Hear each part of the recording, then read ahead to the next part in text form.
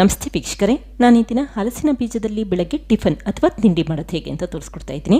ತುಂಬಾ ರುಚಿಯಾಗಿರುತ್ತೆ. ಟ್ರೈ ಮಾಡಿ ನೋಡಿ, ಖಂಡಿತ ಮತ್ತೆ ಮಾಡೋದಂತೂ ಗ್ಯಾರಂಟಿ. ಹೇಗಿದ್ರೂ ಹಲಸಿನ ಹಣ್ಣಿನ ಸೀಸನ್. ಈ ಸೀಸನಲ್ಲಿ ಈ ರೀತಿ ಹಲಸಿನ ಬೀಜನ ವೇಸ್ಟ್ ಮಾಡೋ ಬದಲು ಬೆಳಗ್ಗೆ ಟಿಫನ್ ಮಾಡಿ ನೋಡಿ. ಆರೋಗ್ಯಕ್ಕೆ ಒಳ್ಳೆಯದು ಮತ್ತು ಹೆಚ್ಚಿನ ಪ್ರಮಾಣದಲ್ಲಿ ಪ್ರೋಟೀನ್ ಕೂಡ ಇರುತ್ತೆ. ಹಾಗೆ ನಿಮಗೆ ಈ ವಿಡಿಯೋ ಇಷ್ಟ ಆದರೆ ಪ್ಲೀಸ್ ವಿಡಿಯೋನ ಲೈಕ್ ಮಾಡಿ ಮತ್ತು ಚಾನಲ್ಗೆ ಸಬ್ಸ್ಕ್ರೈಬ್ ಮಾಡಿ. ಈಗ ಹಲಸಿನ ಬೀಜದಲ್ಲಿ ಆರೋಗ್ಯಕರವಾದಂಥ ತಿಂಡಿ ಮಾಡೋದು ಹೇಗೆ ಅಂತ ನೋಡ್ಕೊಳ್ಳೋಣ ಬನ್ನಿ. ಮೊದಲಿಗೆ ನಾನಿಲ್ಲಿ 20 ರಿಂದ 30 ಹಲಸಿನ ಬೀಜನ ತೆಗೆದಿಟ್ಕೊಂಡಿದ್ದೀನಿ. ಸಾಮಾನ್ಯವಾಗಿ ಹಲಸಿನ ಬೀಜನ ಬಿಸಾಡಿಬಿಡ್ತೀವಿ, ಬದಲಾಗಿ ಈ ರೀತಿ ತಿಂಡಿ ಮಾಡಿ ನೋಡಿ, ಮನೆಯವ್ರಿಗೂ ಕೂಡ ತುಂಬ ಇಷ್ಟ ಆಗುತ್ತೆ. ನೋಡಿ, ಈಗ ಬೀಜದಲ್ಲಿರುವಂಥ ಸಿಪ್ಪೆ ಎಲ್ಲ ನೀಟಾಗಿ ತೆಗೆದಿಟ್ಕೊಂಡಿದ್ದೀನಿ. ಹಾಗೆ ಈ ರೀತಿ ಸಿಪ್ಪೆ ತೆಗೆದ ನಂತರ ಒಂದೆರಡು ಬಾರಿ ನೀರಿನಲ್ಲಿ ಚೆನ್ನಾಗಿ ಕ್ಲೀನ್ ಮಾಡಿಟ್ಕೊಳ್ಳಿ. ಆವಾಗ ಧೂಳಿನಂಶ ಇದ್ದರೆ ಅದೆಲ್ಲ ಹೊರಟೋಗುತ್ತೆ. ಇದೇ ಸಮಯದಲ್ಲಿ ಈ ತೊಳೆದು ಕ್ಲೀನ್ ಮಾಡಿರುವಂಥ ಹಲಸಿನ ಬೀಜನ ಒಂದು ಕುಕ್ಕರ್ಗೆ ಹಾಕ್ಕೊಂಡಿದ್ದೀನಿ. ನಂತರ ಈ ರೀತಿ ಹಲಸಿನ ಬೀಜ ನೀರಿನಲ್ಲಿ ಮುಳುಗಬೇಕು ಅಷ್ಟು ಪ್ರಮಾಣದಲ್ಲಿ ನೀರನ್ನು ಹಾಕೊಳ್ಳಿ. ಹಾಗೆ ರುಚಿಗೆ ತಕ್ಕಷ್ಟು ಉಪ್ಪು ಹಾಕಿದರೆ ಈ ರೀತಿ ಲಿಡ್ ಕ್ಲೋಸ್ ಮಾಡಿ 4 ರಿಂದ 5 ವಿಷಲ್ ಕೂಗಿಸ್ಕೊಳ್ತಾ ಇದ್ದೀನಿ. ಊರಿನ ಮೀಡಿಯಂ ಫ್ಲೇಮಲ್ಲಿ ಇಟ್ಕೊಂಡು 4 ವಿಷಲ್ ಕೂಗಿಸಿಟ್ಕೊಂಡ್ರೆ ಸಾಕು. ತಕ್ಷಣವೇ ಸ್ಟವ್ ಆಫ್ ಮಾಡ್ಕೊಳ್ಳಿ. ಈಗ ಕುಕ್ಕರ್ನ ತಣ್ಣಗಾಗಲಿಕ್ಕೆ ಹಾಕಿಟ್ಟಿದ್ದೀನಿ. ಕುಕ್ಕರ್ ತಣ್ಣಗಾದ ನಂತರ ನಿಧಾನಕ್ಕೆ ಲಿಡ್ ಓಪನ್ ಮಾಡ್ಕೊಳ್ತಾ ಇದ್ದೀನಿ. ನೋಡಿ, ಈ ರೀತಿ ಒಂದ್ಸರಿ ಚೆಕ್ ಮಾಡ್ಕೊಳ್ಳಿ. ಹಲಸಿನ ಬೀಜ ಸಾಫ್ಟ್ ಆಗಿರಬೇಕು, ಅಂದರೆ ಮೆತ್ತಗಾಗಬೇಕು, ಅಲ್ಲಿವರೆಗೂ ಬೇಯಿಸಿಟ್ಕೊಂಡ್ರೆ ಸಾಕು. ನಿಮಗೇನಾದರೂ ತುಂಬ ಗಟ್ಟಿಯಾಗಿದೆ, ಈ ರೀತಿ ಕಟ್ ಮಾಡಿದ್ರೆ ಕಟ್ ಮಾಡಲಿಕ್ಕೆ ಆಗ್ತಿಲ್ಲ ಅನಿಸಿದ್ರೆ ಮತ್ತೆ ಒಂದು ವಿಷಲ್ ಕೂಗಿಸಿಟ್ಕೊಳ್ಳಿ. ಈಗ ಬೇಯಿಸಿರುವಂಥ ಹಲಸಿನ ಬೀಜನ ಒಂದು ಪ್ಲೇಟ್ಗೆ ಎತ್ತಿಟ್ಕೊಳ್ತಾ ಇದ್ದೀನಿ. ಆದಷ್ಟು ಈ ನೀರನ್ನು ಚೆನ್ನಾಗಿ ಶೋಧಿಸಿಟ್ಕೊಂಡು ನಂತರ ಹಲಸಿನ ಬೀಜನ ಎತ್ತಿಟ್ಕೊಳ್ಳಿ. ಮತ್ತು ಈ ನೀರನ್ನು ವೇಸ್ಟ್ ಮಾಡೋದು ಬೇಡ, ನೀವು ಸಾಂಬಾರಿಗೆಲ್ಲ ಉಪಯೋಗಿಸಬಹುದು, ತುಂಬಾ ರುಚಿಯಾಗಿರುತ್ತೆ. ಈಗ ಈ ಬೇಯಿಸಿಟ್ಟಂಥ ಹಲಸಿನ ಬೀಜನ ಈ ರೀತಿ ಕೈಯಲ್ಲಿ ಮ್ಯಾಶ್ ಮಾಡ್ಕೊಳ್ತಾ ಇದ್ದೀನಿ. ಈ ಹಲಸಿನ ಬೀಜ ಚೆನ್ನಾಗಿ ತಣ್ಣಗಾದ ನಂತರ ಕೈಯಲ್ಲಿ ಪುಡಿ ಮಾಡಿಟ್ಕೊಳ್ಳಿ. ಹಾಗೆ ಈ ಹಲಸಿನ ಬೀಜನ ಈ ರೀತಿ ಕೈಯಲ್ಲಿ ಮಿಕ್ಸ್ ಮಾಡಬೇಕಾದ್ರೆ ತುಂಬ ನುಣ್ಣಗಾಗಬೇಕು ಅಂತೇನಿಲ್ಲ, ಸ್ವಲ್ಪ ತರಿತರಿಯಾಗಿದ್ರೂ ಕೂಡ ನಡೆಯುತ್ತೆ. ನೋಡಿ, ಈಗ ಮಾಡಿಟ್ಟಂಥ ಹಲಸಿನ ಬೀಜದ ಪುಡಿನ ಹಾಗೆ ಎತ್ತಿಟ್ಕೊಳ್ತಾ ಇದ್ದೀನಿ. ನಂತರ ಉಪಯೋಗಿಸ್ಕೊಳ್ಳೋಣ. ಇದೇ ಸಮಯದಲ್ಲಿ ಮತ್ತೊಂದು ಪಾತ್ರೆಗೆ 2 ಟೇಬಲ್ ಸ್ಪೂನಷ್ಟು ಎಣ್ಣೆ ಹಾಕ್ಕೊಳ್ತಾ ಇದ್ದೀನಿ.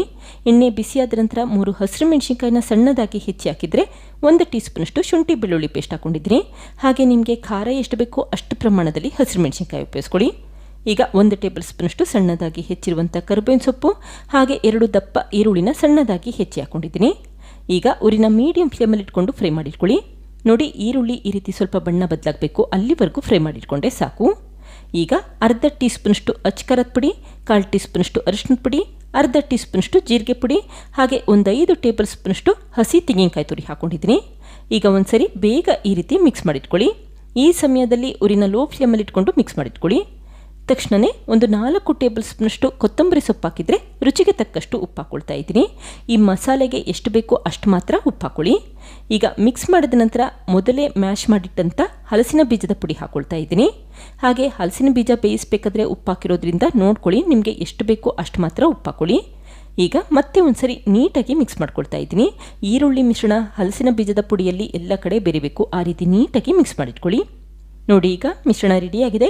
ತಕ್ಷಣವೇ ಸ್ಟವ್ ಆಫ್ ಮಾಡಿಕೊಂಡು ಸ್ವಲ್ಪ ತಣ್ಣಗಾಗಲಿಕ್ಕೆ ಹಾಗೆ ಇಟ್ಟಿದ್ದೀನಿ. ಯಾವಾಗ ಈ ಹಲಸಿನ ಬೀಜದ ಪುಡಿ ಸ್ವಲ್ಪ ತಣ್ಣಗಾಗುತ್ತೆ ಆವಾಗ ಸಣ್ಣ ಸಣ್ಣ ಉಂಡೆಗಳನ್ನಾಗಿ ಎತ್ತಿಟ್ಕೊಳ್ಳಿ. ಮತ್ತು ಈ ಹಲಸಿನ ಬೀಜದ ಪಲ್ಯನ ನೀವು ಮಧ್ಯಾಹ್ನದ ಊಟಕ್ಕೂ ಕೂಡ ಉಪಯೋಗಿಸಬಹುದು, ತುಂಬಾ ರುಚಿಯಾಗಿರುತ್ತೆ ಮತ್ತು ಆರೋಗ್ಯಕ್ಕೂ ಕೂಡ ಒಳ್ಳೆಯದು. ಈಗ ಉಂಡೆಗಳನ್ನಾಗಿ ಮಾಡಿಟ್ಕೊಂಡಿದ್ದೀನಿ.